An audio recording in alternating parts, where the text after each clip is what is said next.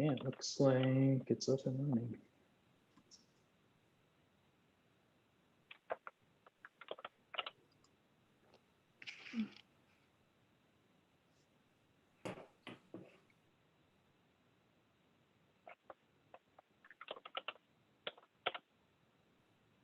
For those of you who weren't here when I announced it before, if you're a GPAC member, if you would please rename yourself and put GPAC in front of your name. And if you're city staff, if you would put CTO in front of your name, just so that we can easily see who everyone is.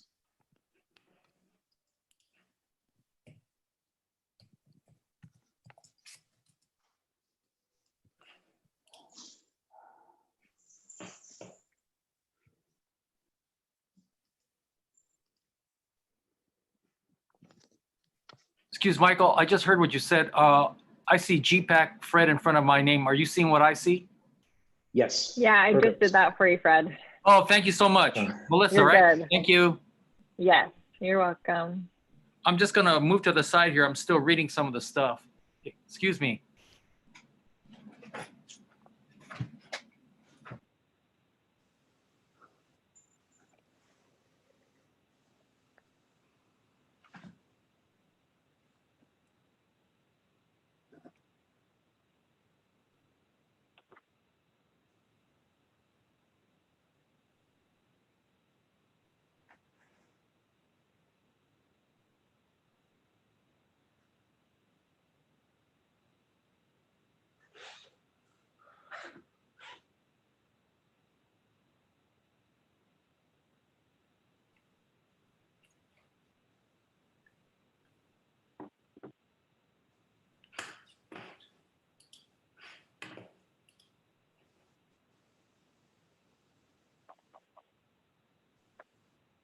Is there anybody, city or consultant, that I have not made a co-host yet who needs to be made a co-host?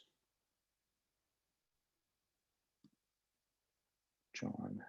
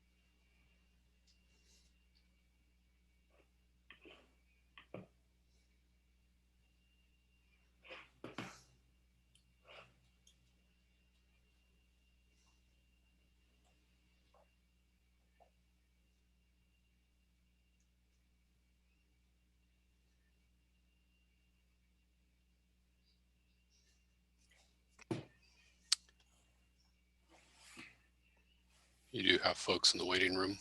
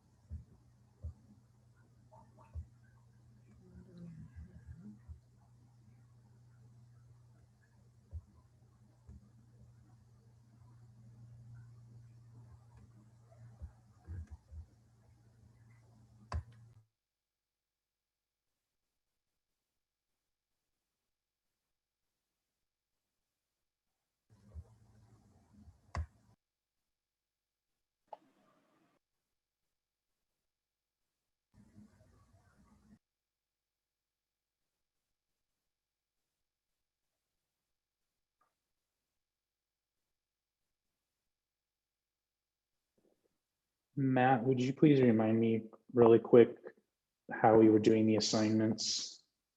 The 3 GPAC rooms are Helen and John and Warner, is that right? Walker. Walker, I'm sorry, Walker. And then public will be Sammy, Melissa, Spencer, and myself. And if we need a fifth, Ian.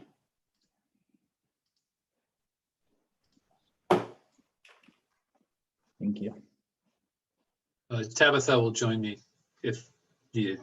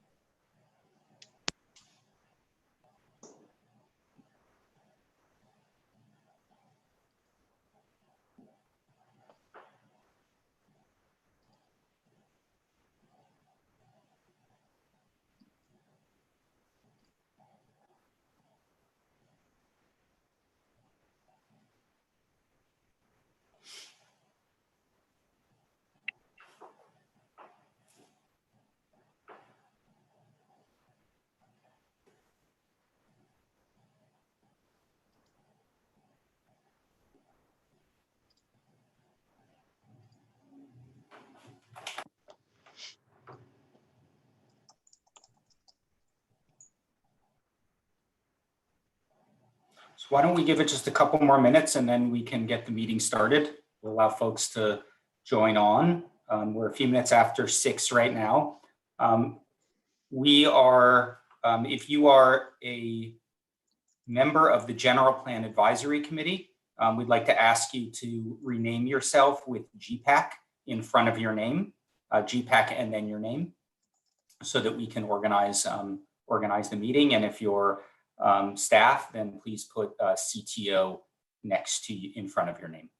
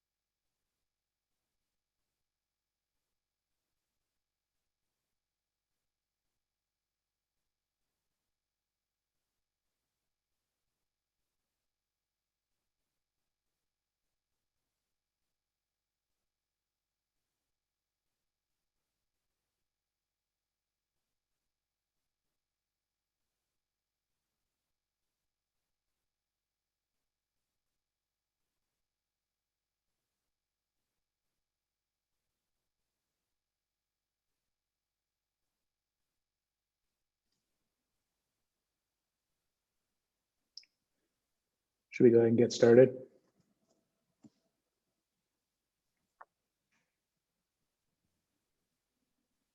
Okay, good evening, everyone. This is Matt Ramey with Ramey Associates, and it's great to see everyone again. I know we've had this sort of pattern of meetings now on a regular basis, and we're going to continue that. So it's really great to have everyone back to join us and think about the general plan. Tonight's meeting is going to be on sustainability, as you all know. As we get going, just a couple of quick logistical items. First, if you are a GPAC member, please rename yourself to put GPAC in front of your name. So you can do that by hovering over your image, and in the upper right-hand corner, you see 3 dots. Click on that and then hit rename, and you can rename yourself. We have quite a large meeting tonight. I think right now we have 51 participants, and I believe that number is actually going to keep rising up. We had over 35 people who signed on from the public who wanted to join. So my guess is that number is going to keep going up. We are also going to do something different at this meeting, different for a virtual meeting and right in line with our in-person meetings, which is we are going to try doing breakout rooms today. So with that, we ask for a little bit of patience from all of you. We think we have it worked out, but we might not. So if something happens, please bear with us. We'll get it straightened out. And as always, we are live streaming. The evening, and so this meeting is being recorded, and the breakout rooms themselves will also be recorded.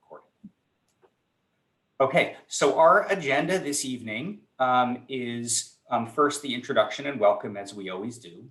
Then we're going to have a presentation on sustainability, an overview of what sustainability is, the city planning efforts, and then the connection between land use, transportation, and greenhouse gas emissions.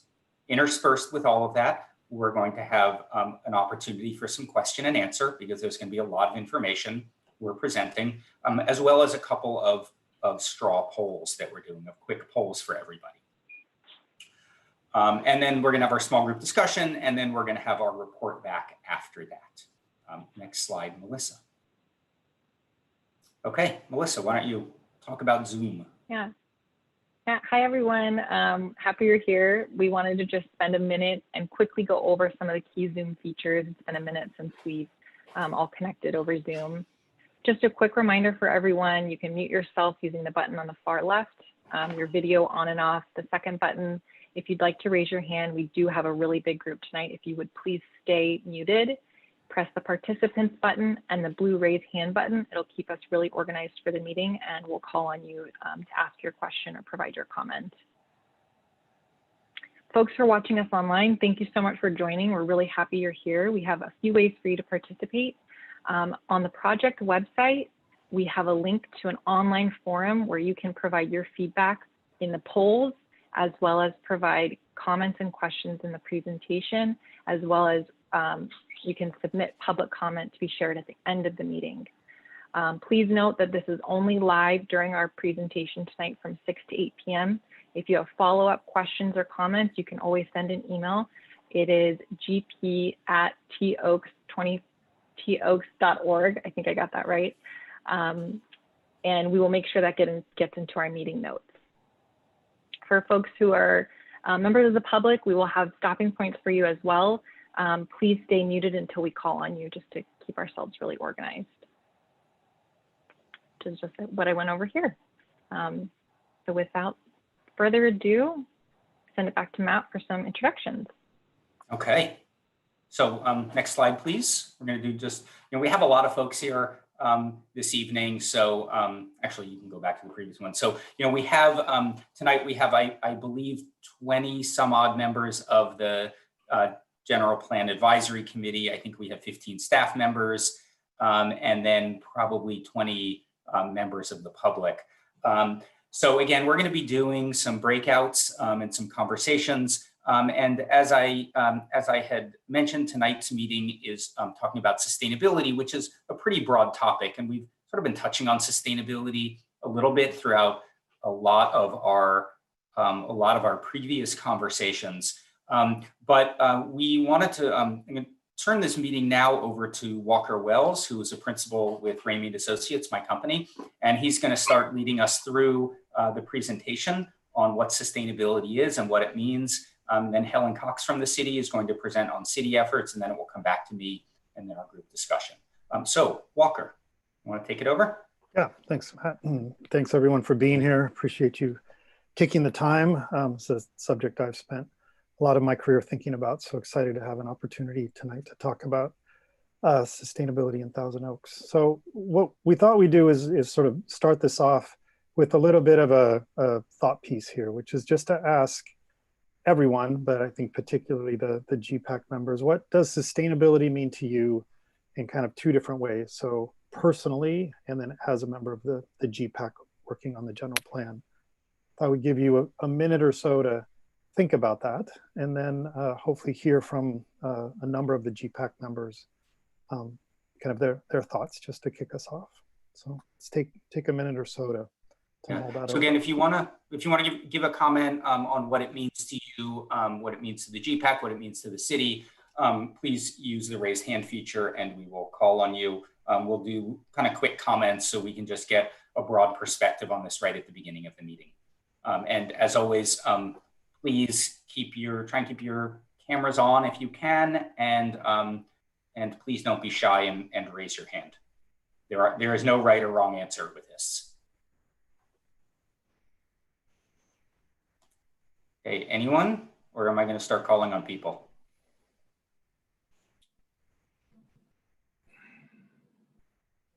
I see no one's hands up. Wyatt and Victor have their hands raised. Oh, well, sorry, virtual, apologies. Virtual hand. No worries. This is Wyatt, man.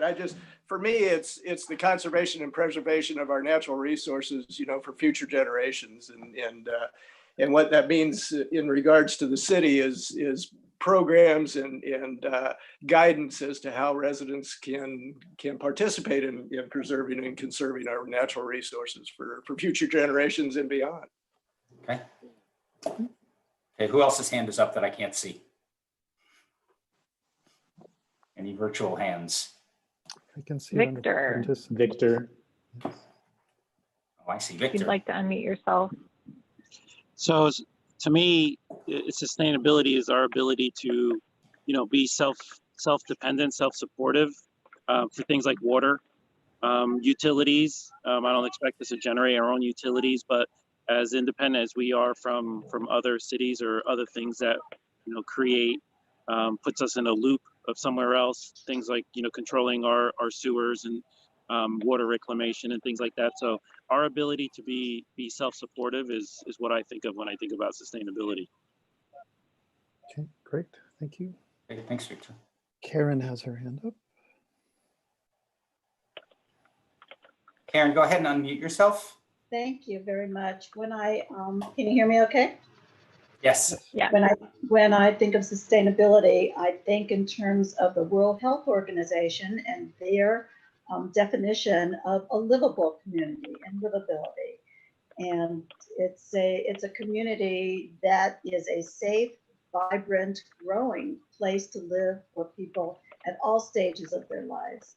And with an eye always toward the future, as Wyatt pointed out. Thank you. Thanks. Arash? Thank you. To me, yes, sustainability is primarily a term around describing the environment and how we protect our resources and making sure that it's available for future generations.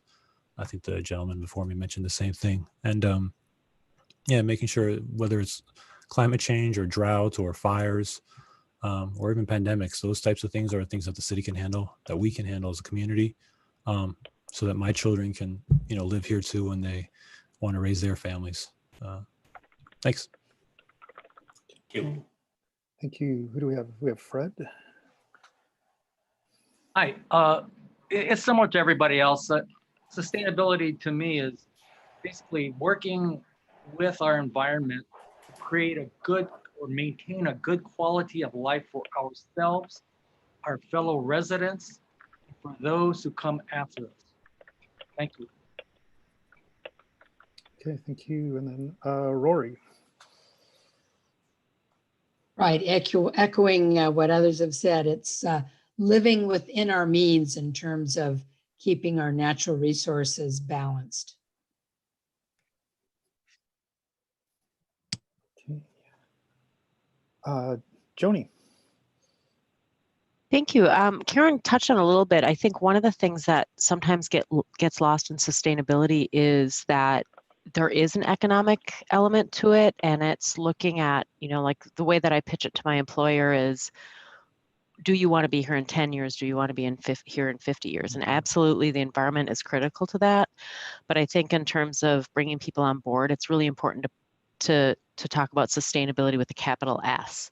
Is what are we as a society, as a community doing to ensure that all elements that make us functional are here, in the future. And I think that will help make the case for sustainability in terms of preserving the resources and being smart in our choices. So that's what it means to me.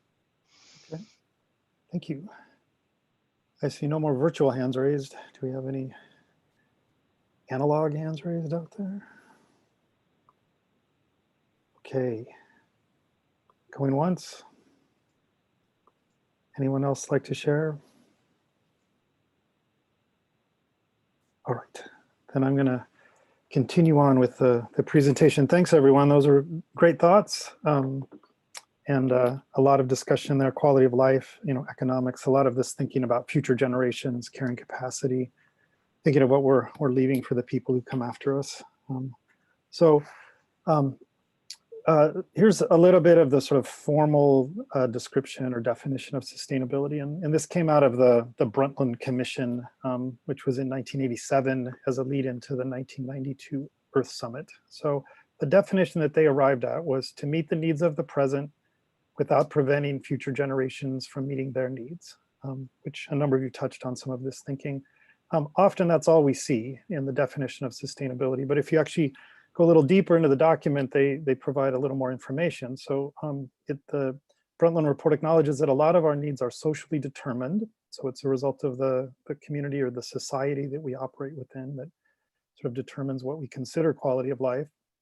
And that those needs should be met within these boundaries of global equality and ecological boundaries. So that, one part of the planet shouldn't be having a high quality of life at the expense of another area. And that there's really this interesting dynamic, and I think Rory may have brought this up, just this, that, yes, there are environmental issues, but there's also economic and social equity issues. And in a few slides, you'll see this Venn diagram that shows these three things in a relationship, but there's really this dynamic between those three efforts that needs to be brought to bear in thinking about sustainability.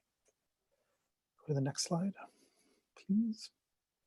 So in trying to trace a little bit of a legacy for this idea of sustainability, one could go back to the national parks movement, which is sort of, when we were interested in conservation and protecting, special places really from being damaged by extraction. When a lot of this sort of environmental impacts came home for many of us, particularly in sort of modern society and urban areas, a lot of us can pin it back to this book, In Silent Spring by Rachel Carson, where she really said all of this incredible innovation around chemicals and plastics and insecticides, namely DDT, was potentially having a negative impact on us because it was ending up in our water, in our food, and in our bodies. And so this is 1962, this sort of landmark book by Rachel Carson. It starts to show sort of the implications of urbanization. We could go to the next slide. A little more locally, this is the picture from the 1969 Santa Barbara oil spill, a landmark moment for our state, but I also really feel like it was a landmark moment, nationally, and really for our California president, Richard Nixon. Here he is this is at Goleta Beach. I went to school at Santa Barbara, just up the hill there. But this was just another indication that the way we were using resources was, having a negative impact on our quality of life. So we could go to the next slide. And of course, this is always, brought home 70s, 80s, about the air quality in Los Angeles, and these endless, jokes on the Johnny Carson show about the smog in Burbank. I grew up experiencing this, and it's really a positive environmental story that through collective action, we've been able to clean up the air and really sort of turn things around. But all of these are sort of building this argument that, we need to find a way to create urban places that are not so negative, having such negative impact on the natural world, and then negative impacts on ourselves, our quality of life, and our health. Next slide, please. So here's this Venn diagram that I talked about that shows equity, environment, and economy operating in this dynamic. And then a more colloquial way of saying it is people, planet, and prosperity. And you can see some of the outcomes of all of that activity in the 60s. So, you know, in the early 70s, we end up with updates to the Clean Air Act, the Clean Water Act. Earth Day gets established in 1970. And then I think in 1972, we get the, for our own personal benefit. And then I mentioned the Brundtland Commission, Rio Earth Summit, more recently. So this is just a quick list to kind of be some fuel for tonight's conversation about ways of achieving environmental sustainability. And on the right, we see some of the methods. On the left, we see the outcomes, which is what we're really sort of driving towards. So, you know, these methods are things we're sort of fairly familiar with: green buildings, LEED certified buildings, renewable energy like photovoltaic, habitat protection, preserving tree cover, expanding tree cover, recycling, stormwater management, providing options to single vehicle transportation with walking, biking, and transit use, and really looking at how we develop or redevelop, how we use land, you know, to support a lot of these things, and also recycling of land with the intended outcomes of, you know, reducing energy use, saving water, improving water quality, preserving, protecting, even expanding natural areas, improving the urban forest. And then a lot of this gets wrapped up in this idea of greenhouse gas emissions reduction, which kind of puts us largely in the climate context. Next slide, please.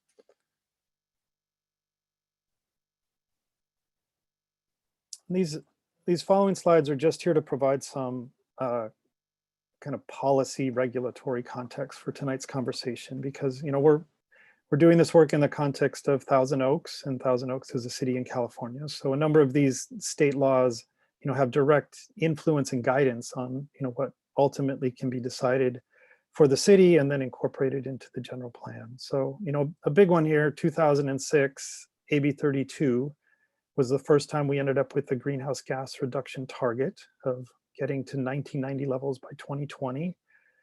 We sort of re-upped on AB 32 10 years later with SB 32 that changed the goals and, you know, said we want to get to 40% reduction by 2030 and 80% reduction by 2050.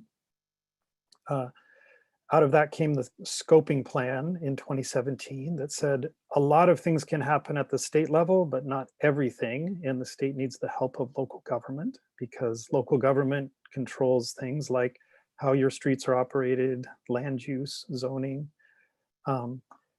public works, these types of things. And then Governor Brown in 2018, through this executive order, established this goal of getting to carbon neutrality by 2045.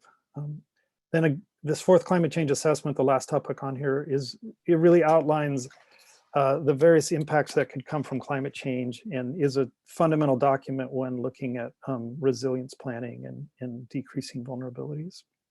So there's some big picture framing. This next slide gets a little more nuanced.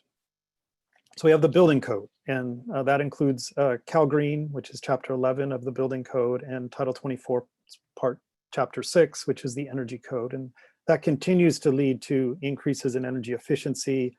We now effectively have a requirement that low-rise residential includes photovoltaic as just sort of base design. SB 32 gives direction on transportation and land use planning to reduce greenhouse gas emissions, increased requirements for solid waste diversion, state guidance through the Model Water Efficiency Landscape Ordinance on reducing water use in landscaping through landscapes like you see here in the picture. And then these other two pieces of legislation are setting per capita water use targets. And just, you know, I mentioned the lower picture with the landscaping. The upper picture is an image of a 3-story low-rise residential 100% affordable housing development in Chula Vista. that was designed to be able to provide all of its electricity use or offset all of its electricity use with photovoltaic panels. A project I got to work on about 10 years ago that helps set the stage for some of these things that have since become code. What this shows is that these ideas are feasible and that people are doing them. There are built examples. Next slide.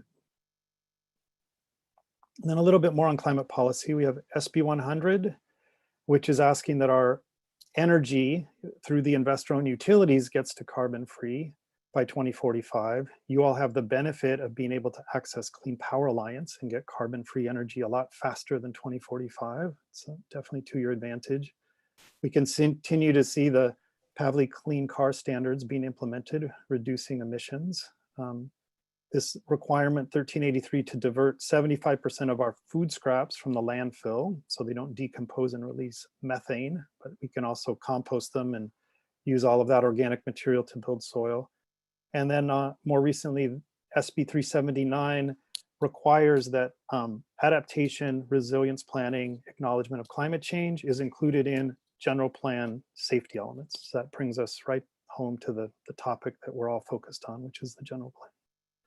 Next slide, please. So a few examples of some of the leading documents that are out there, kind of from big to little. So there's the Our County Plan, all of LA County acknowledged as sort of has been updated several times, but gets into the things that a large city that has control of a lot of resources can do. This climate action planning. Next slide. Here's an important thing to think about on this topic and probably overall with the general plan is just what does the city have control over? What are your assets, but also, what can you just make decisions about? What areas do you have influence over? And then where can you just sort of be providing support? So, you have direct control over land use and the public rights of way. I think the contracts that you may let for things like recycling and, waste collection. You can influence things at the Regional Water Quality Control Board, the Air Board, Transportation Agency, and then the support is probably mostly in the sphere of, state or regional policies. But focusing in on that bullseye is really helpful and going through all the options that exist on sustainability and sort of saying what's important to you, but also what can you actually just go do, in the context of the general plan or, the city council. Next slide, please. All right, so we have a point here to stop for questions before we hear from the folks at the city to give some local context. Yes, Mark. Actually, before we do that, I forgot to do a poll at the beginning. We're doing some live polling like we've done in the past, so I apologize for that. Melissa, do you want me to pull up the poll? Yeah. Okay, great. Okay, so this is the opening poll. So as you can see, this was supposed to happen at the beginning of the meeting. Apologies. I'm going to launch the poll here, and there's two questions that we'd like everyone to answer here. The first one is, how did you hear about the meeting? There are a lot of us on now, over 50. And then the second question allows us to kind of begin to understand what your level of knowledge is on sustainability. So you can answer the second question on your knowledge. You've never heard of it. You have no idea what sustainability is, and you meant to actually be watching a football game this evening. That can be your answer, or you are an expert. And I believe we do have some experts on tonight as well. So let's just take a minute. For those who are watching, go ahead, Melissa. Sorry. Yeah, those who are watching on YouTube, we'd love for you to take this poll as well. In the description below the video streaming right now, there is a link that will take you to another forum where you can fill out these exact questions, as well as a link on the project website, which is toaks2040.org, 2045, excuse me. And we'd love to hear from you. This will be open during the meeting up until 8 p.m. And speaking of the project website, when we get into our small group discussions, we actually do have a worksheet, and we want folks to, if you would like to type your own answers to some of the questions that we're going to be asking and discussing in the small groups. So we'll discuss those, we'll have a report back, but it is also on the website, this worksheet, under the GPAC portion of the of the general plan update website. So you can download that worksheet, type in notes, and then email it to us afterwards. Okay. So we have a number of folks who have voted.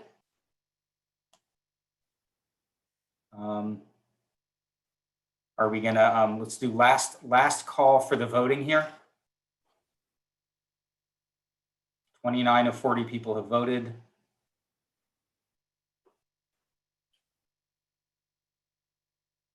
Okay, another 15 seconds and we'll close this and get the results.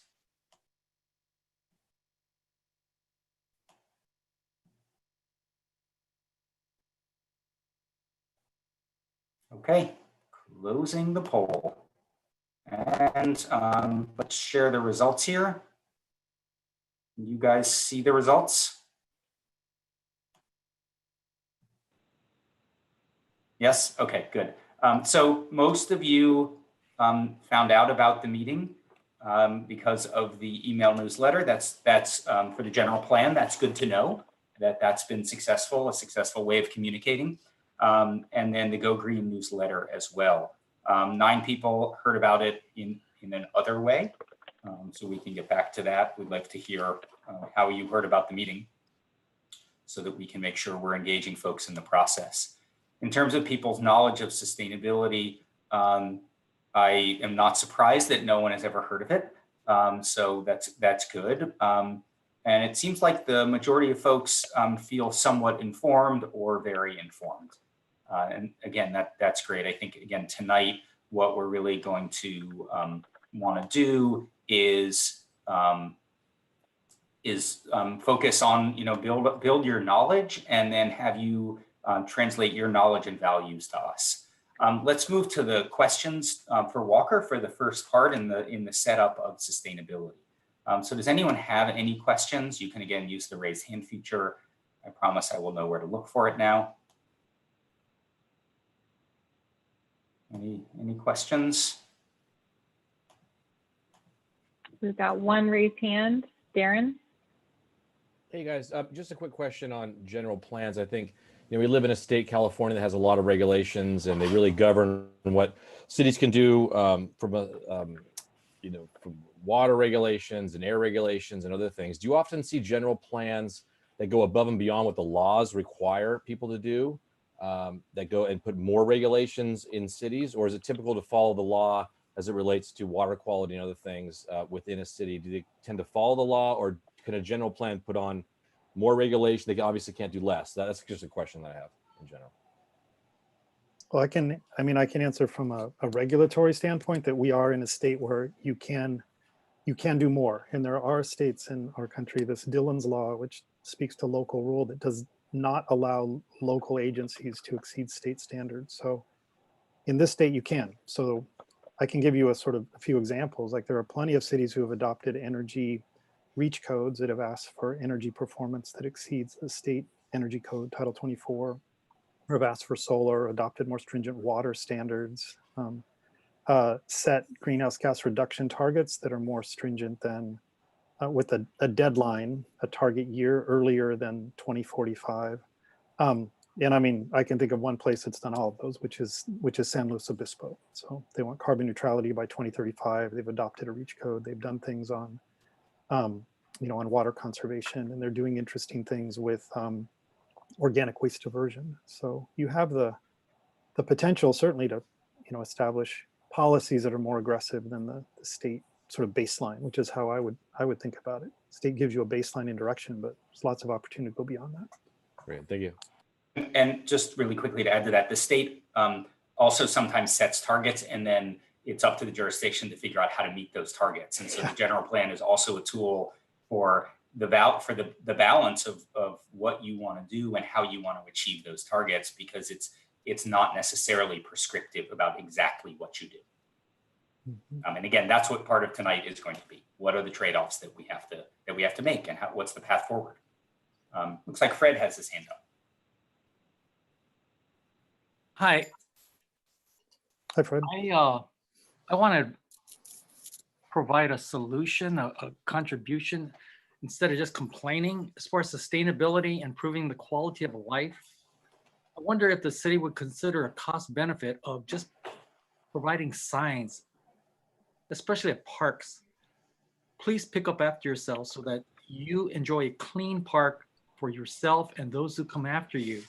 If everybody just picked up after themselves, it would be unbelievable. You know, ever since we had an anti-litter law, I've seen the improvement on freeways. And if Thousand Oaks, I think, adopted that kind of visible reminder, I think if everybody did their little part, it would really improve just the physical appearance of the city. Thank you.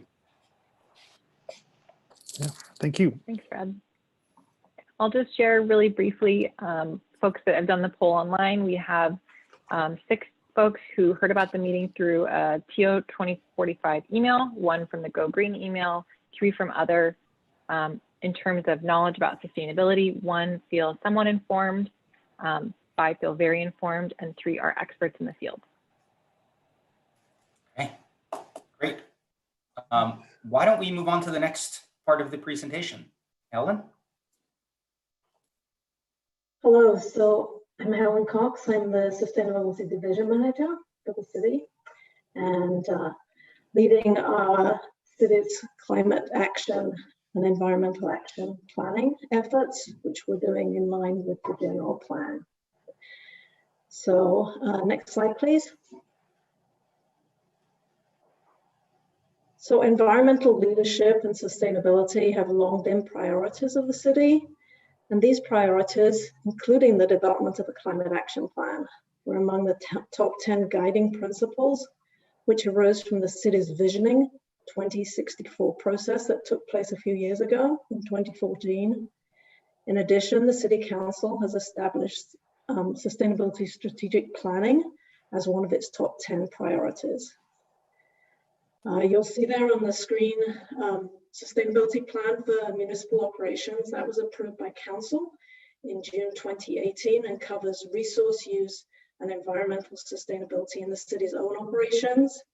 In addition, last year in 2019, the council adopted a municipal energy plan that focuses on specific action that the city is taking to reduce energy use, and that has a goal of a 15% reduction over the next 5 years. Next slide, please. So this chart shows the components of the sustainability strategic planning efforts that are underway at the city and their relationship to each other and to the general plan. So we have a goal to develop the climate and environmental action plan in parallel with the general plan over the next 18 months or so that they are mutually supportive of each other. Next slide, please. A critical starting point for such efforts is the development of the citywide greenhouse gas inventory. And what this does is document the quantity of emissions of those so-called greenhouse gases that are responsible for climate change. So this step has now been completed, and here what we're showing is a breakdown of community-wide emissions by their source. As can be seen here from this pie chart, the largest contribution by far is from transportation, followed by energy use, which would be electricity and natural gas. Then there are other minor sources, such as these HFCs and PFCs. That's our share of the state's use of these for refrigerants primarily, and also a solid waste component, a water delivery and treatment component, and some other more minor components. Okay, next slide, please. So digging a little deeper into the transportation emissions, we can see that passenger cars and light trucks account for about 2/3 of all transportation emissions. These emissions result from the approximately 3 million miles that are driven in and out of the city each day, plus about 830,000 miles driven daily within the city. That computes to an average of about 65 miles per day per household. Next slide, please. A few weeks ago, we started distributing a survey through our sustainability webpage and the e-newsletter and also in the Acorn. This is still available to take online. So far, we've had over 660 respondents, and that number is still growing. So you should receive the link through the email from the general plan email, and it's also on our website. So if you haven't taken the survey, please do. Here I'm presenting a brief summary of some of the important findings from that. And you can see here that clearly the community feels that it's very important to both protect the environment and to reduce our greenhouse gas emissions. Next slide, please. In addition, when asked about the targets that should be set, more than 80% of respondents believe we should set emission targets that align with those goals set by the state. And in addition, half respondents feel that our goals should be even more audacious than those of the state. In addition, more than half of the respondents believe that building codes on new construction should be even stricter than state standards, which is something that Walker just mentioned was done in San Luis Obispo and many other cities in the state. Next slide, please. When asked about what the barriers are to addressing climate change, the barriers that people identified, or that as by more than 50%, are cost, the difficulty in changing habits, behavioral habits. In fact, that was the leading barrier, and lack of leadership at a federal level, but not at a state or a local level. Next slide, please. So when asked about the ways in which the city should reduce emissions, respondents showed support for a number of measures. Here, the stars highlight those that have the least support. Those include increasing public transportation, providing areas of denser development to reduce driving, transition away from natural gas, and providing areas of mixed use to enable walking. Though even those that had the least support had roughly about 50% support. And I identify them because we'll come back to this point in a few minutes. And next slide, please. So here we show the breakdown of greenhouse gas emissions into the categories that we talked about earlier. Transportation, which makes up about 50% of our emissions, is shown at the bottom. And then above that, electricity in that kind of yellow-green color, then natural gas, and then above that, those more minor sources. So we start on the left-hand side there with our 2010 emissions. And what you can see is as you progress over to the right, what has happened is that in the last 2 years, in 2019 and in 2020, though we don't have the data yet for 2020, that's a projection, you can see significant reduction in these emissions in the electricity sector. And that's also pulled down the curve above that. So the steep dip that you see there is in the electricity sector. And that's due to the switch to Clean Power Alliance as the default provider with 100% renewable energy that the council voted on in early 2019. That transition has been the major driver in the reduction of the city's or the community's greenhouse gas in the last year or so. So the projections from that point into the future, here we're assuming that there's no further change in the account mix with relative quantities of subscribers to SCE and to Clean Power Alliance remaining as they are now. And within those programs, the program choice remaining the same. So this business as usual assumes that we maintain this pattern. There's a slight growth in emissions based on the projected population growth from SCAGS, the California Association of Governments. So overall, if we take all of these into account, currently we're looking at about maybe a 25% reduction in greenhouse gas emissions relative to where we were in 2010. Again, driven largely by the switch to 100% renewable energy, also by some MPG improvements in our vehicles. So they were the two drivers. But as you can see from this chart, that now or assuming that the electricity mix has been addressed, that's largely taken place at this point, even though there will be a slight transition in the future from the grid mix, which will be greening up. Basically, what we have left is the only remaining ways to achieve significant further reductions in our emissions are to address transportation and natural gas. Without significant changes in those sectors, targets of a 40% reduction, which is the state's target by 2030, and 80% by 2050 cannot be achieved. So the transportation emissions, to reduce those, would need to be achieved through more efficient vehicles. They tend to be lighter and smaller. A transition to electric vehicles, coupled with that electricity being supplied by renewable energy, and a reduction in miles traveled. In order to reduce the natural gas component, the reductions would require elimination or curtailment of future gas connections for new development, and a transition from gas to electric heating in existing buildings. That's precisely the kinds of what we call reach codes that many cities in California have now passed. Next slide, please. So there are significant impacts from climate change to all aspects of our environment, and these are interconnected.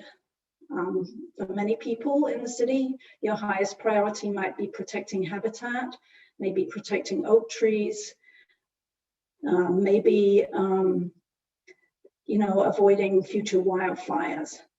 But for all of those, really, it comes down to having a highest priority to address climate change, because the conditions that have supported our habitat and our oak trees in the past are not persisting and will not persist in the future. And the heat stress and water stress and drought and the pests that will come as a result of climate change are going to threaten those very things that we most value right now. So all of these things are very much connected, and for many of them, climate change is at the root of that. I'm going to pass it over, I'll pass it over now to Walker, maybe to wrap up on the next slide, and then I think we'll take some more questions. Yeah, thank you, Helen. So hopefully that's given you all some context, kind of from big picture down to specifics about Thousand Oaks and sort of how to frame the idea as well as the types of things that you can do about it. So sort of going through all this, we do see that there's definitely a consensus, 81% of the respondents saying it's extremely or moderately important to meet or exceed the state's GHG emissions targets, which gives us some indication, perhaps to Darren's point about, needing to say, well, what would it take to, be more aggressive than the targets that the state has put forward? What are the implications to the city, but also to the residents in terms of the changes that need to be made? This next bullet point really speaks to that graph that Helen showed, that once you've kind of knocked out electricity and you have the access to 100% renewables, the remaining topics or sectors that really make a difference are the continued use of natural gas and changing the emissions that are related to transportation. And as she mentioned, the survey, these are critically important, but also seen as some of the least popular to tackle because they're hard and they result in some sort of disruption from the norm and maybe some degree of discomfort. So, designing a new building to be all electric is fairly straightforward, and there are more and more examples of those buildings. Retrofitting your existing building stock to remove the natural gas over time is more challenging because there can be expense. We need to make sure things are done equitably, fairly, in concert with rebates and with technical assistance. Transportation is largely driven by choice. The city has no regulatory authority over what car you drive, how much you use it, if you choose to take the bus or bike or walk. So this is really something that's based on values, convenience, and as we've mentioned, sort of changing behavior is difficult. So now we do know that transportation can be a factor of where you live and the development of pattern that's around you. And Matt's going to speak to some of those things in a minute. So, this last bullet is really hoping to kind of tee us up to some of these fundamental questions of, in what way does Thousand Oaks want to address these challenges, and what are the trade-offs that people are willing to make? Clearly, there's technology that can help. Electric vehicles, more efficient building systems, better windows, electric heat pump water heaters. But a lot of the behavior is driven by values. And so I think we have to acknowledge that there's a technology and value relationship that needs to be brought to bear to having this conversation. I think that ends this sort of modular chunk. So we're open for some questions, both Helen and myself again. And they don't have to be questions, they can be comments, responses, anything you feel would be helpful to contribute. Nicholas. And actually, before you jump in here, just a reminder, the next section we're going to talk about is on essentially the tough question of the land use transportation connection. And then we'll have an opportunity for conversation really about that after, and then in a small group discussion. Okay, Nick, take it away. Cool. I just had two quick clarifying questions on the transportation graph. Light duty, medium duty, and heavy duty trucks were separated. What's an example of a light duty truck? Is that like a pickup truck? Like what sort of truck are we talking about here? Yes, it's a pickup truck, Okay, versus cool. like a semi. Yeah. Got it. And then the other quick question was, we have that 40% reduction goal for 2030. How much progress have we made towards that goal so far? Does anyone happen to know? We've made about a 25% reduction, but that's just relative to 2010. And the reduction goal is meant to be relative to 1990. So we still sort of have to extrapolate our data back a little bit. We've made some good progress, but it's the next piece that's the tough one. All right, thank you so much. Other hands, Joni. Thank you. I think based on Nick's comments, this data might be available and I just don't know about it. But so transportation is a big area. And so I'm interested to know how much you can drill down on what that means and how much of it is within city and within county, and is it commercial versus individuals? And I mean, that's a huge difference that will impact what decisions the city can make to influence that. And I also want to point out that it's telling that is such a huge factor to all of this. I came from the Midwest. I lived in two cities, St. Paul, Minnesota, and Madison, Wisconsin, which are repeatedly voted the most bike-friendly cities. And I mean, it's not pleasant to live there in the winter. So I do kind of wonder what is influencing that transportation impact, and how much of it is that individual commuter aspect versus things like Amazon and their big hub that we have over in Newberry Park that's contributing to that. I mean, those are great questions.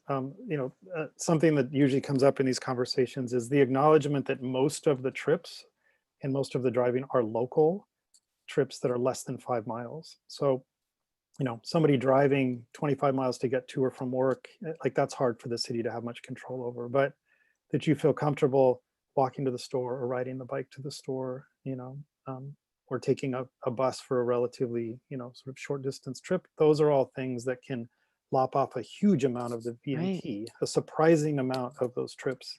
And when you start thinking about it, I mean, I did it this morning. We needed milk. I drove 1.5 miles to the grocery store. I could have taken my bike. Like, why didn't I? I mean, I'm the environmental guy. It's just habit, the bike's in the back, the car's in front, it's easier. So it's to make, to make the right choice, the most attractive choice and the most convenient choice.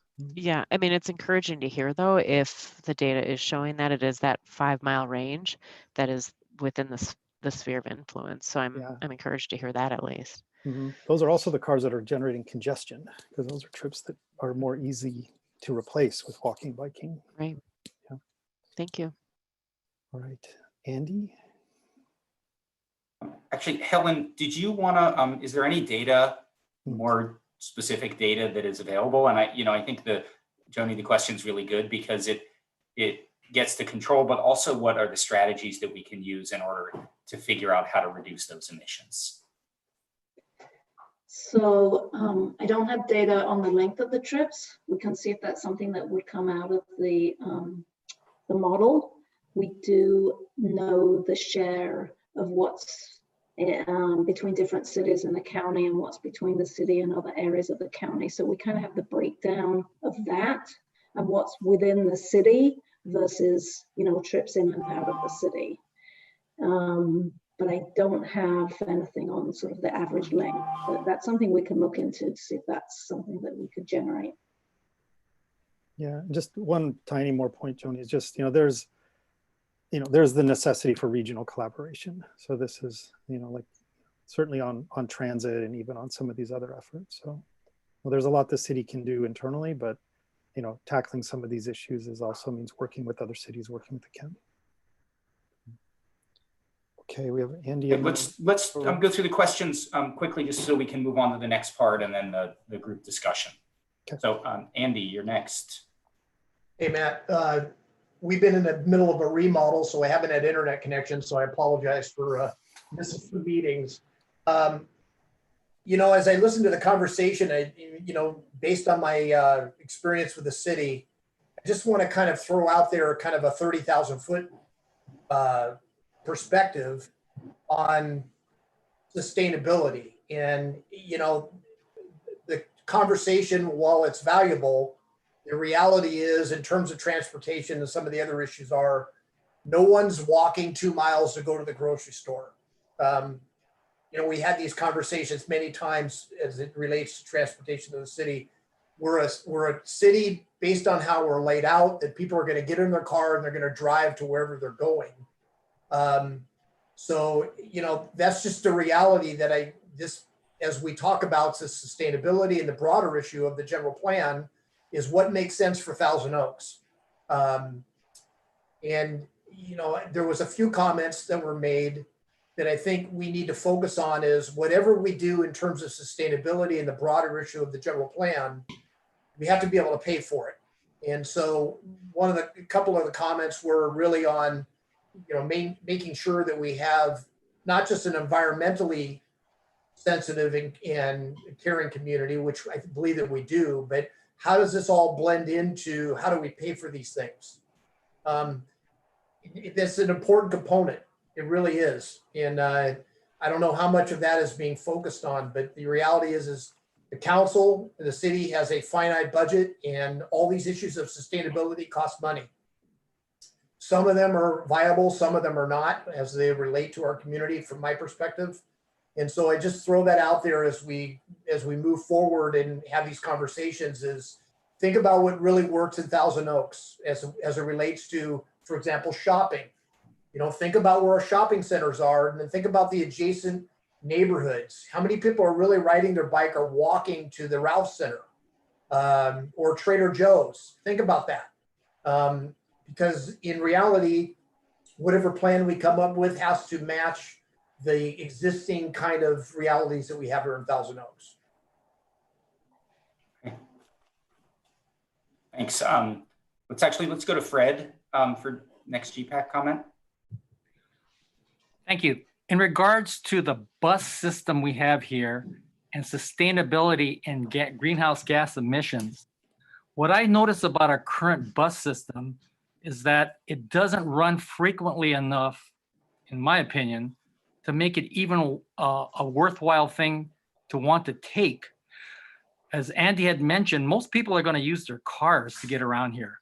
For those who use the bus system, e.g. students, people who have to get to work because that's what they need to do, how about sizing the buses so that they're smaller, don't use as much,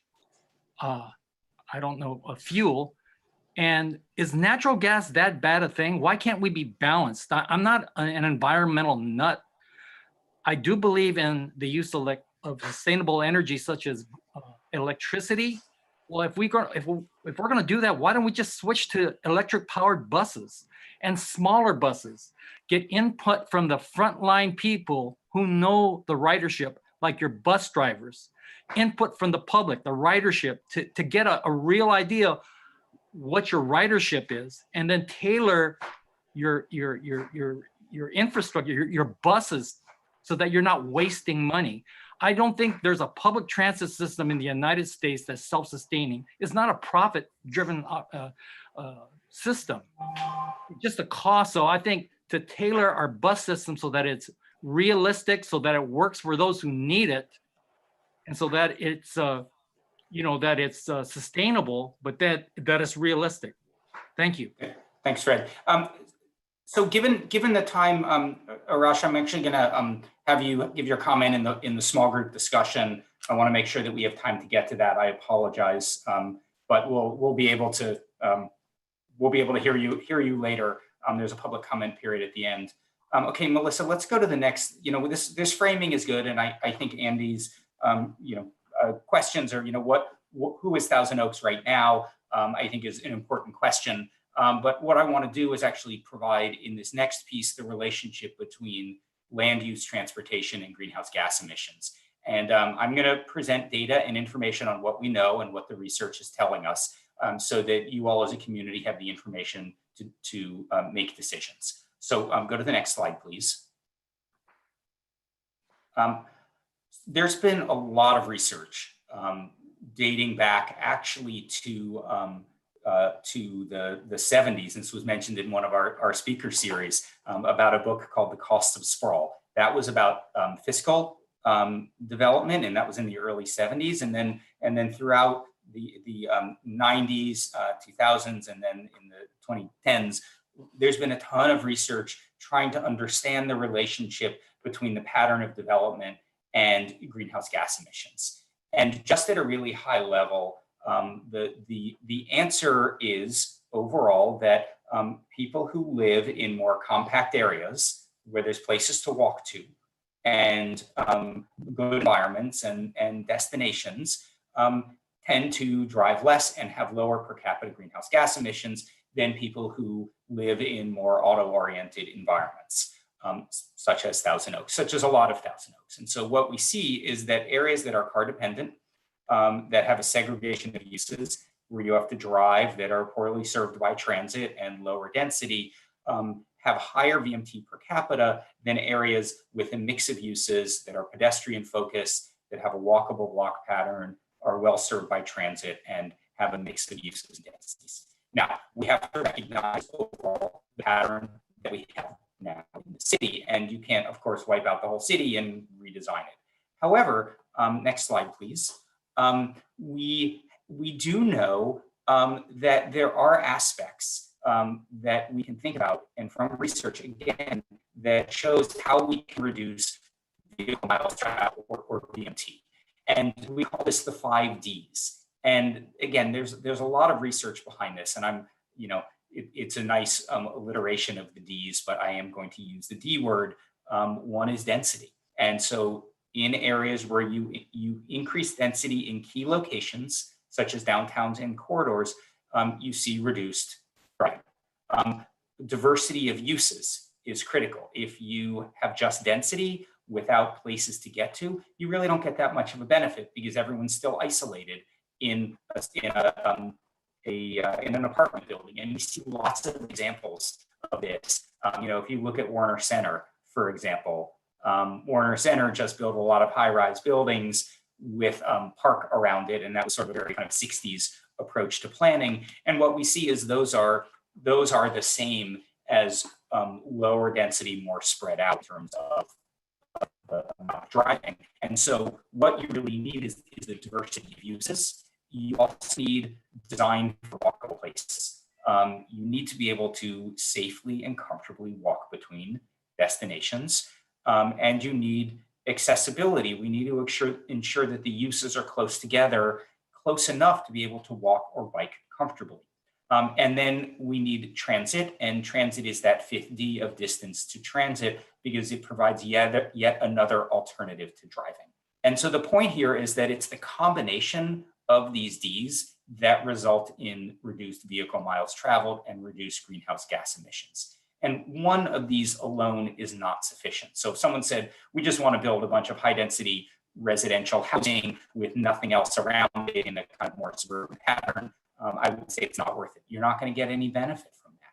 And so the question is, how do we think about selectively identifying the locations where we might want to consider these 5 Ds in order to achieve some benefits for a climate perspective? Next slide, please. So what are these strategies that we can use in order to achieve greenhouse gas emissions? So the first is, when growth occurs, to concentrate or focus that growth on infill locations. The second is to create this diversity of complementary uses that people want to get to. So retail and restaurants and services, residential and office. The mix of uses does not necessarily need to be vertical. It can be horizontal so long as you can access it. And for those who say, wow, diversity of uses in a really cool kind of place, yes, that's the downtown master plan. That's exactly the concept that the city's been coming up with, that Andy led when he was on the council. Then there is considering compact development, slightly higher density development in appropriate locations. There are complete streets, and there is state law around creating complete streets so that it balances the needs of all users. There's establishing a finer grain street grid where you can do it. Again, some of the streets are already laid out in the city, and there's no way to go back and change those. But there are other areas where you actually can think about changing the street grid to make it more walkable as redevelopment occurs. You need to design for pedestrian activity. You need to build public meeting and gathering places. And then, again, this grid is really an important aspect that's come up at multiple times in the process. And what I want to say actually with this is that the majority of these ideas that are listed here as strategies are the majority of these things have actually come up and have been recommended by the GPAC and the public throughout the process. You guys hear me okay? I'm sort of, my text is going up from staff saying that no one can hear me. Joni, you can hear me? I get the thumbs up. It gets a little choppy. You're cutting in and out. It's a little choppy. Okay. Okay, I get it, guys. You can stop telling me you can't hear me. Okay, so I'll try. Let me finish. Try and finish this up quickly. You guys are still texting me. So it sounds good now, Matt. It sounds good. Okay, a lot of these ideas are things that you all have come up with, and this map that you see on the right is when we went through as a group the GPAC with the public of identifying locations for future development and for compact development. What are those locations? And that's what this map shows: selective areas where there can be infill development. Next slide.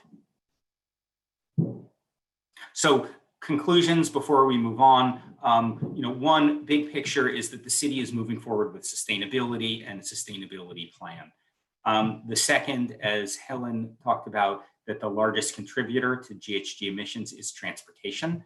And so we need to think if the city is going to meet its greenhouse gas reduction targets, what are the ways that the transportation sector can help meet that reduction? Because some reductions need to happen. The next is that the location, density, and mix of uses can result in lower GHG emissions per capita. In other words, that land use informs transportation, which informs greenhouse gas emissions. And we need to remember this connection and find opportunities that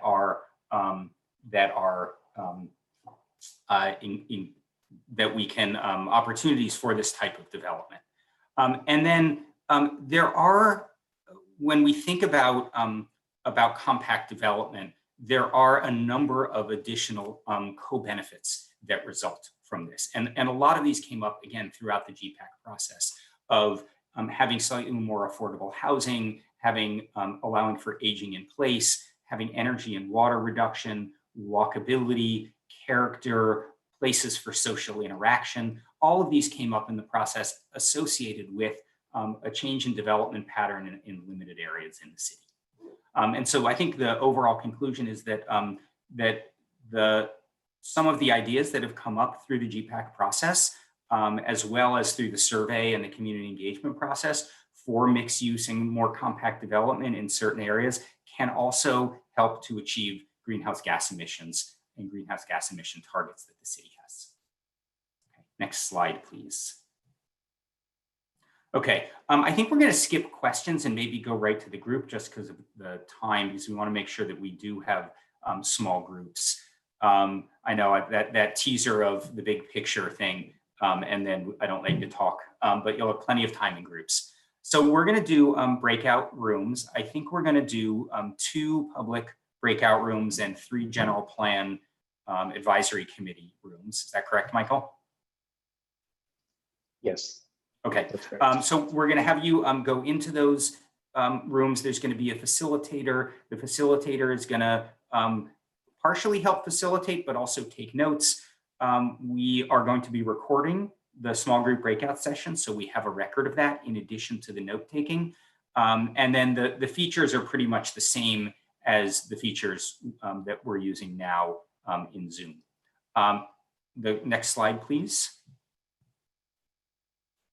So the discussion questions that we want you to consider are: 1, what are some of the critical sustainability issues and assets in Thousand Oaks now? So think about what's here now and what are the challenges and what are some of the assets that you already have, because there are both.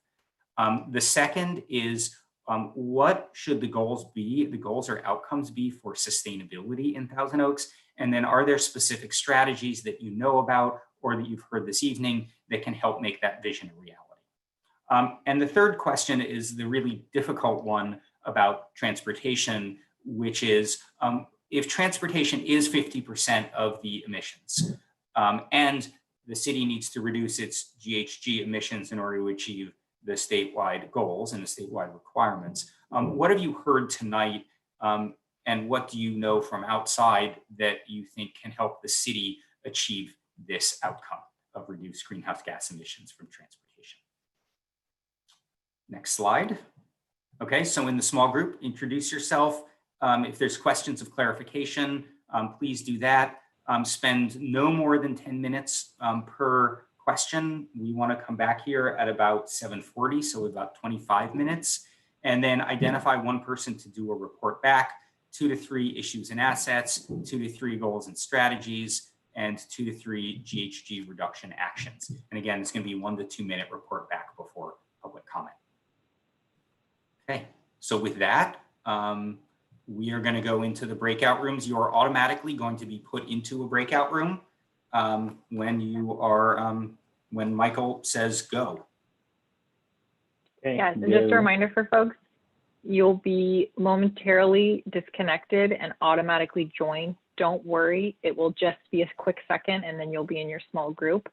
For folks who are watching online, if you'd like to participate in your home, the worksheet that are all using is on the project website. That link is below in the description in YouTube. If you'd like to fill it out and email it to the general plan team, we'd love to have your feedback. You can send that email to gp@toaks.org anytime after the meeting.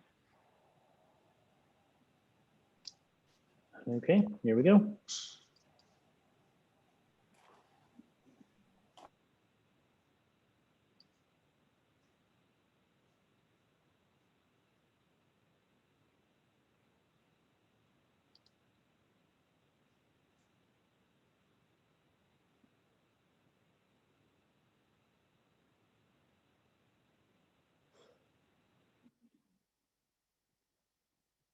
Sorry, you may have to click a button to get in.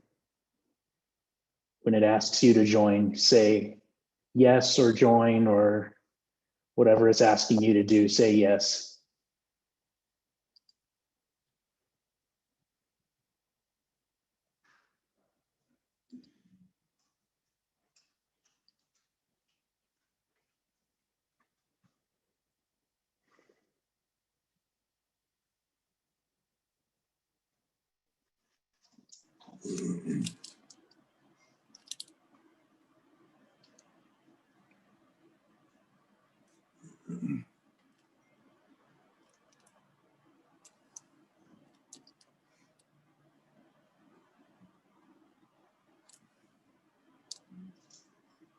Mark, do you have a message to go into a room?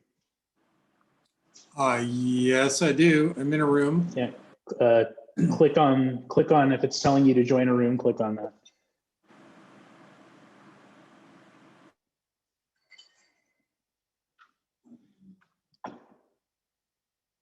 Okay. Janet and Cindy and Dusty and Marilyn, if you can click the button to join the room. You're still in the main room. You need to get into the discussion room.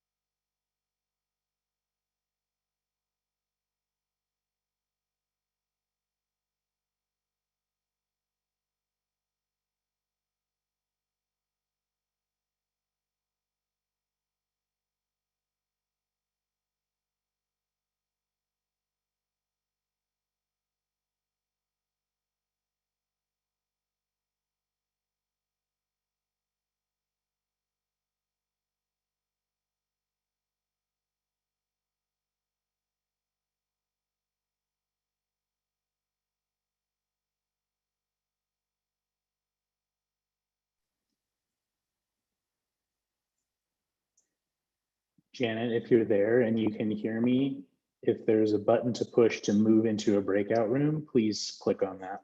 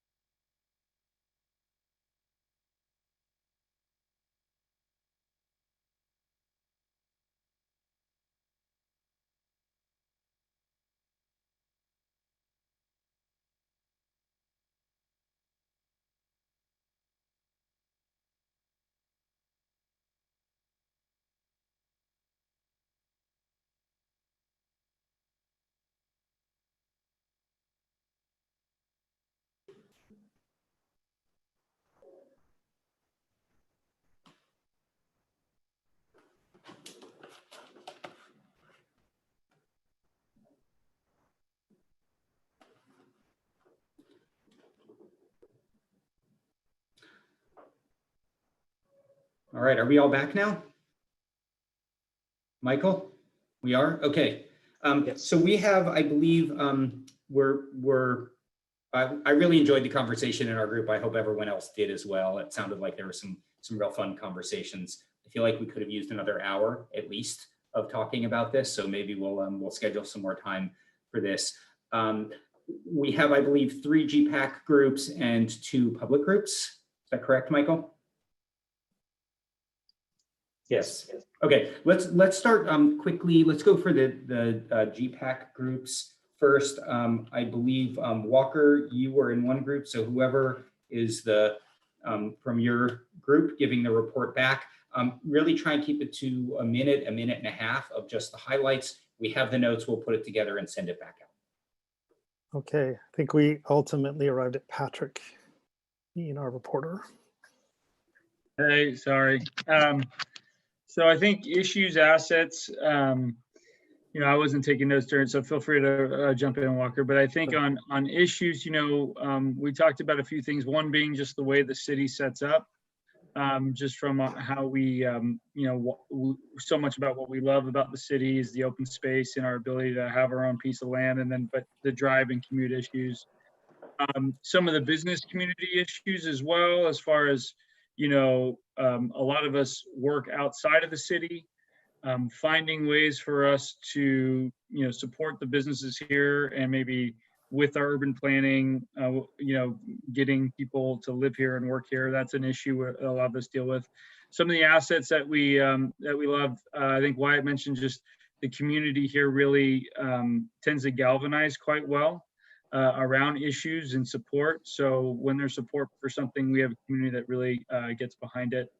Our open space and oak trees, and it was the thing that we all kind of skip over, but because we all just know it and love it so much. But those are 2 big ones that we love.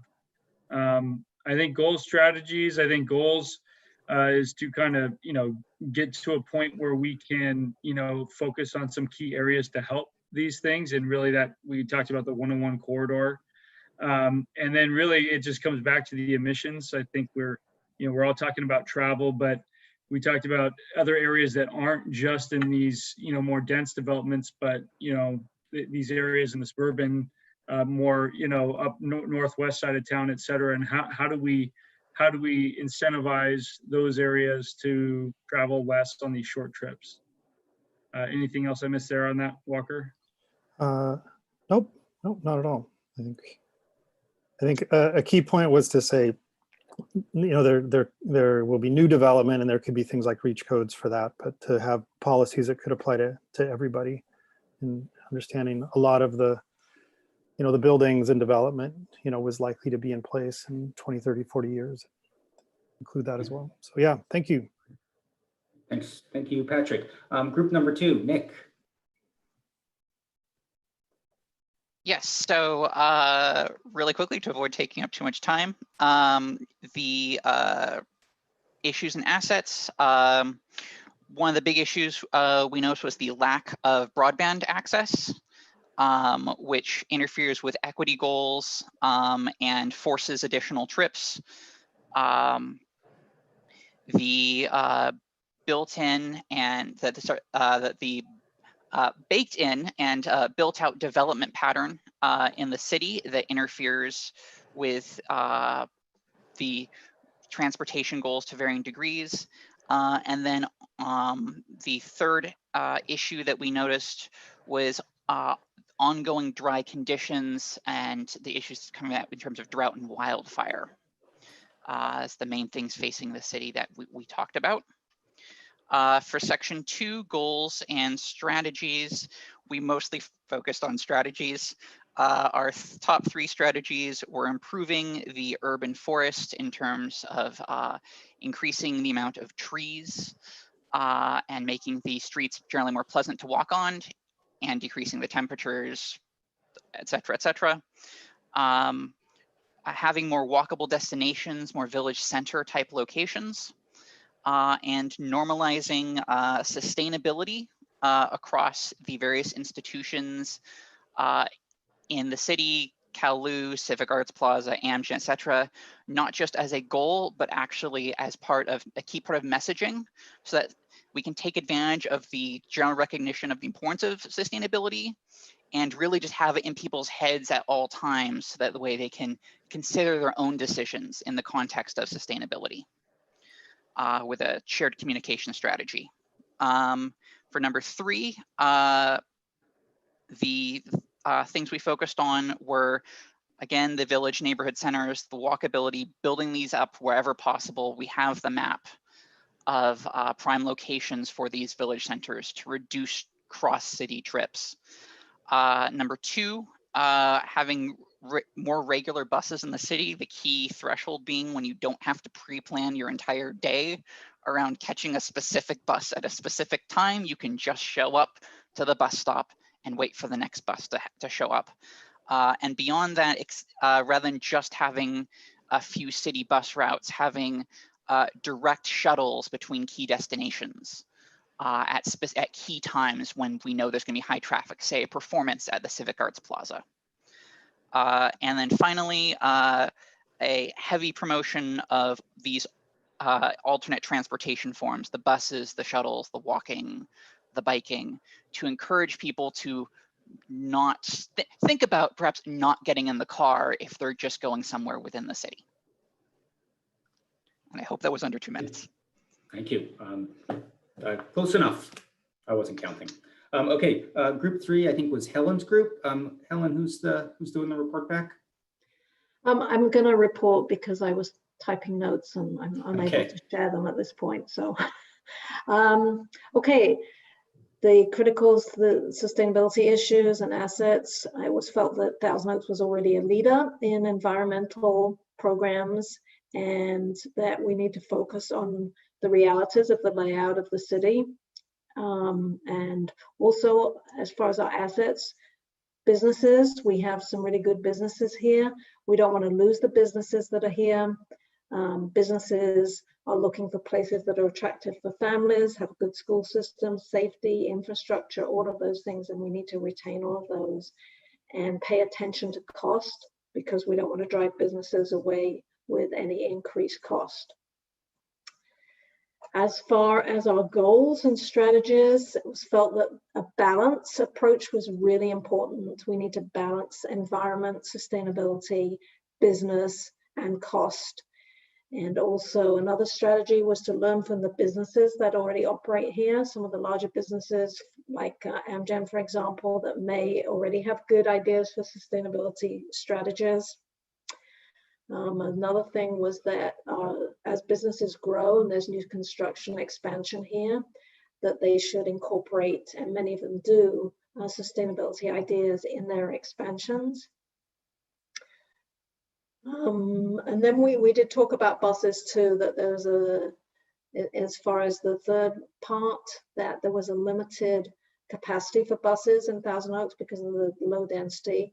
And so we needed to have areas of higher density that would support buses, for example, a downtown area, to create housing opportunities close to goods and services so that we can operate efficient transportation. If people could live and work in the city without commuting, that would also reduce miles. And someone else suggested this, that maybe we could have strategic buses, for example, like the beach bus or buses on a Saturday morning to the mall, like a more frequent service, but strategically to serve a need there. So anyone else from my group chip in if I missed something that wanted to highlight? Okay, great, thank you. Great feedback so far. Let's move to the 2 public groups. Since I know where to start, I'm going to turn it over to Jackson. Jackson, and we also had Faith, Kim, Ben, Arash, and Joni in our group, and we had a great conversation. So Jackson, go ahead. Thanks. And if I miss anything, please jump in and fill in the missing pieces. But as far as issues that we talked about, felt like the roads are kind of overbuilt in the city. They're designed to accommodate a lot of car traffic that isn't usually there. You know, they could be a lot, there could be a lot less space devoted to cars on the roads. And related to that, there's a mindset that the city is intended for cars. That's the development pattern, and that's the way we should be. And that's kind of a issue with making the city more sustainable, because we have to change that mindset. Assets, definitely the open space that we have here that we preserved, the city staff, and then the bus system is basically an unused asset. It's clean and it's great to use, but not enough people are using that. So it's a potential asset, I guess I should say. For goals and strategies, basically we kind of broke it down to addressing the transportation emissions, you know, things like electric vehicle incentives to get more people in electrics, encouraging biking, building retrofits to kind of, sorry, this is the second group, which is addressing the natural gas emissions in the buildings in the city. So to retrofit our buildings from gas to electric as much as possible, and maybe tax natural gas to fund the retrofitting process. And then for greenhouse gas reduction actions, rezoning to allow some commercial or mixed use in residential areas so that those are more kind of self-sufficient, and also allowing residential development in commercial zones to take advantage of that space. And then also retrofitting apartment complexes, condos, kind of other areas that are hard to just kind of slap solar panels on, with facilities for electric charging vehicles.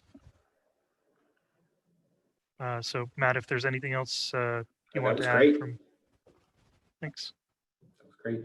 Anyone from our group want to ad lib? No? Okay, got the thumbs up. All right, the second public group. I'll report out for us. So we had a great conversation too, really lively. We could have gone on for another half hour for sure. And a lot of our discussion echoed a lot of what's already been said. So I'll keep it brief and talk about some of the highlights we had in addition to those. So of course, we were really excited about the assets in Thousand Oaks, the green space, expanding that green space and preserving the urban greenery and all the benefits that trees bring to a community. We also talked about the size of the city as being an asset. Not only is it a great manageable size that people can get involved in these planning activities and programs like the general plan, but it also is a good size in terms of the ability to educate and engage the community, which would really be an asset in terms of, you know, sustainability awareness and engagement in the future.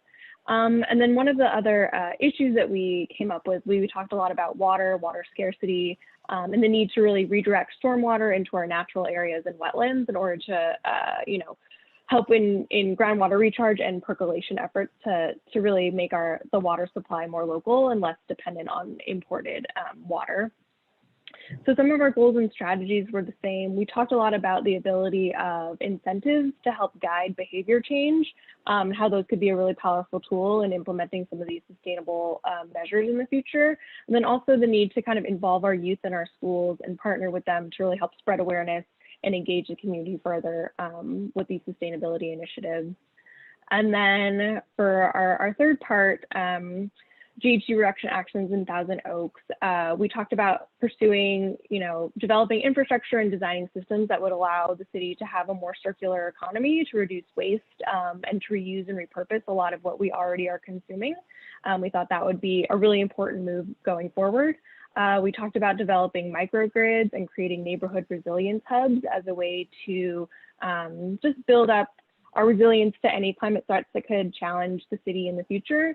And then again, we also landed on the idea of village centers throughout town that incorporated both green space and open space and meeting areas that also were paired with safe bike and pedestrian networks to help people get there. And we wanted them sprinkled throughout town so they could be accessible to more people and more households as a way to reduce congestion and GHG emissions. So anyone from my group want to add on to that? Great. Okay, great. And for those who didn't meet Sammy, Sammy is actually another Raymond Associate staff person who is one of our sustainability experts. Okay, so let's close up here, but we have one more poll to do as we're closing. Melissa thought I was going to forget about this. So we have one more quick poll to do, and let's run the poll as we are going to do public comment at the same time. So I'm going to put the poll up, you can vote, and then we'll do the results afterwards. And if you're from the public and you would like to speak, please raise your hand and we will call on you. So I'm going to launch the poll now. And let's see, I have too many screens going here. Okay, does anyone from the public wish to speak in the public comment period? If you do, please raise your hand. And I'm not, again, I have too many screens going here. Anyone? I don't see any hands up. Am I missing any? I don't see any hands either. I do have a few from our online forum from folks who are watching on YouTube, which we can share either now or after we've finished the poll. Why don't you share them now while people continue to vote? We've only had 10 of 33 people voting. All right, so we have both comments and questions from the presentation that I'll incorporate now, as well as a few official public comments, actually just one. Some of the comments we received on the presentation are what's being done to help low-wage workers afford housing in Thousand Oaks. Commuting from other cities is unsustainable due to increased GHG emissions. We need a serious plan to address this issue.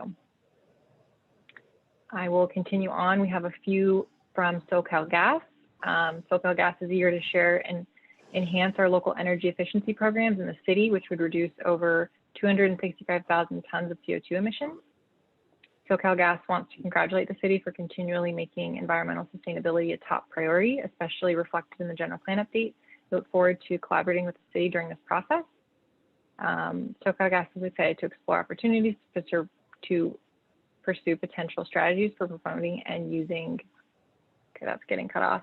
I'm going to continue to the next question. This is a repeat of our earlier comment related to low-wage worker housing. And I'm going to pause there. We have a few other comments that I'll read off in a moment. Okay, do you want to read them now? We have two folks who want to speak who raised their hand. So we can move over to that now. That sound good, Melissa? Yes, I'm sorry. Did you want me to continue reading, or should we go to folks? Let's go to folks and then we'll come back. Give you a break Sounds from good. reading. Arash. Thanks. Yes, I just wanted to echo what Sammy mentioned that came back from their group about how I guess it's almost about decentralizing and making little village centers and having multiple neighborhoods throughout the city. I thought that's just a brilliant idea, and then making them all connected through bike paths. What a brilliant idea. I think that would be a marvelous thing for the city to invest in. That's all. Thanks. Thanks, Arash. And then Barbara and Gordon.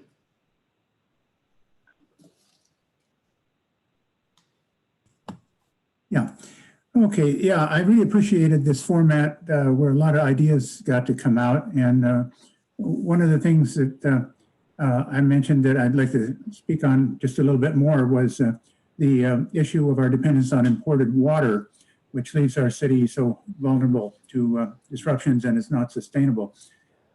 The movement to drought-tolerant landscaping has helped. But another way to use less water is to divert some of the mostly clean imported water now being sent through the Hill Canyon wastewater treatment plant. Permits for all new homes and for kitchen or bathroom remodeling should require maximum feasible gray water reuse systems. This may be a small thing, but it can help a lot. There are many designs available for low-cost systems that can irrigate plants and trees.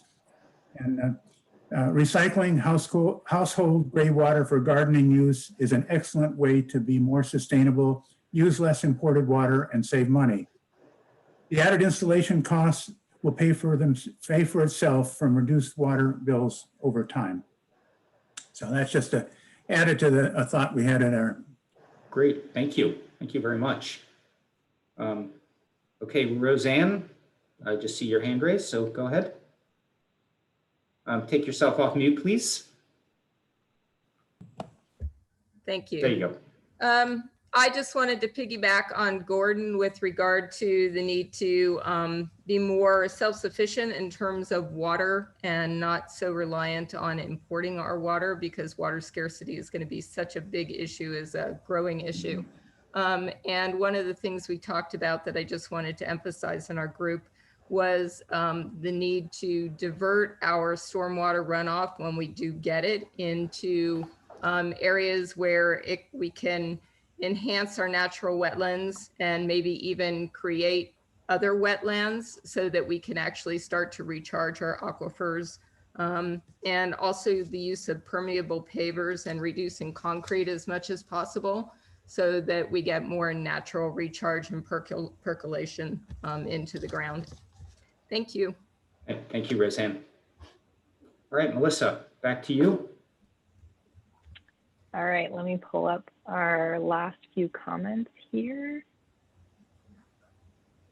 So comments and questions from folks online. Don't eliminate natural gas from new homes and commercial. I'm in support of mixed use, especially on Thousand Oaks Boulevard.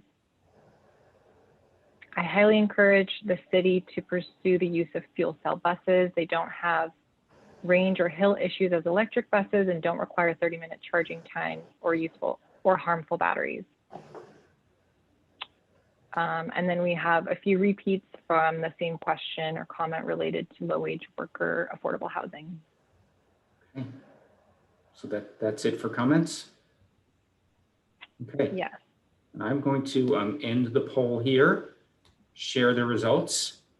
Okay, so this was, everyone got to pick 3 here about what are the topics that are most important in Thousand Oaks, the most important sustainability topics. And the number 1 was protecting natural areas and open spaces.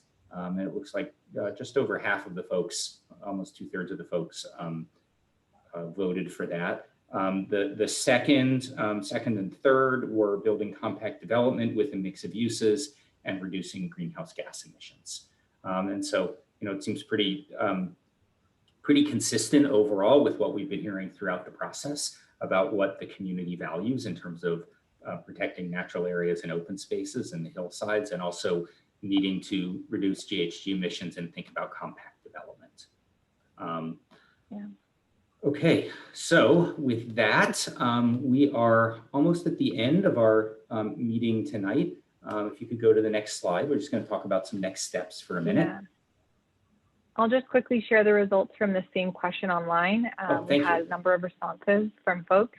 The top result for this question was actually reducing GHG emissions, followed by a tie between water conservation and waste reduction and recycling, followed by protecting natural areas and open space, followed by reducing building energy use, and lastly, we had a 3-way tie between protecting and expanding the urban forest, building compact development with mix of uses, and expanding transit services. Okay. So thanks to everyone who did the poll online. And thanks to Melissa, as you guys have found out through this year-plus process with me. She keeps me in line and always tells me when I forget things. So thank you, Melissa. Okay, our next meeting that we have coming up is on arts and culture on October 22nd. On November 19th, we have tentatively scheduled the Parks, Open Space, and Conservation meeting to go over those topics. And then in December or January, we're still trying to figure out the time we will get back into the land use conversation and present land use alternatives.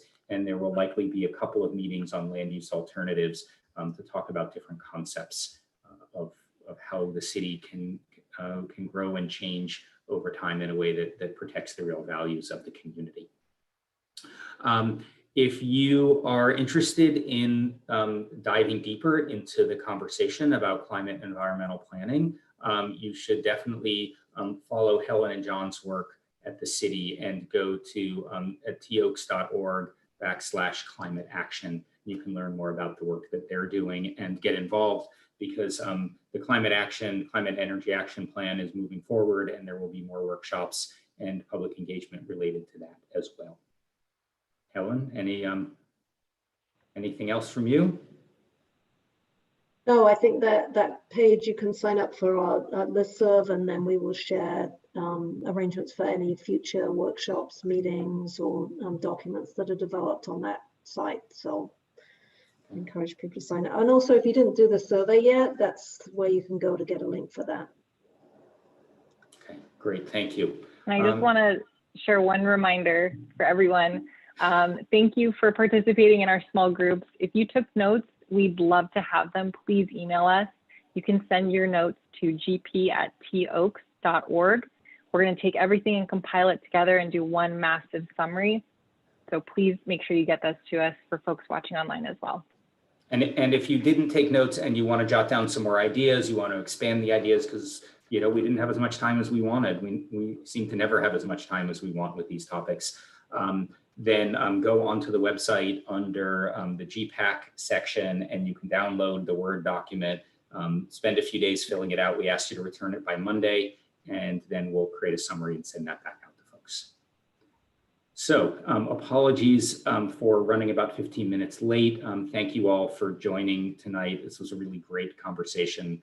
We hope you liked the format. We thought it was pretty successful. We'll think about doing this for future meetings. And for those of you who have not joined, and had not before tonight come to a GPAC meeting or a general plan meeting, we're glad you were here, and please continue to come in the future and spread the word.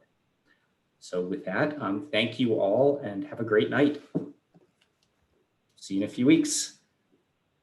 Thank you. Thank you. Thank you, everyone. Thanks, everyone. Thank you very much.